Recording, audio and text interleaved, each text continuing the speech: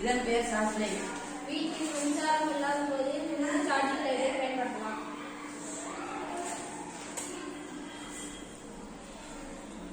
இதோ பாருங்கள், charge ஏறுகிறது.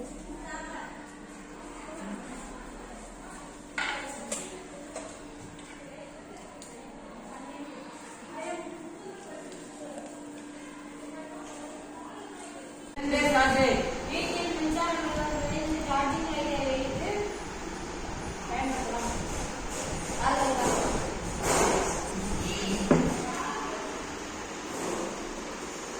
Charge ஏறுகின்றது.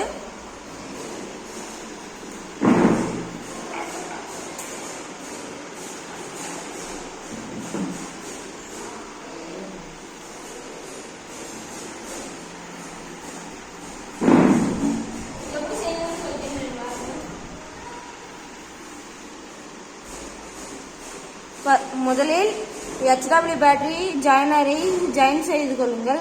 அதற்கு அப்புறமாக சுவிட்சை ஜாயின் செய்து கொள்ளுங்கள். LED லைட்டை ஜாயின் செய்து கொள்ளுங்கள்.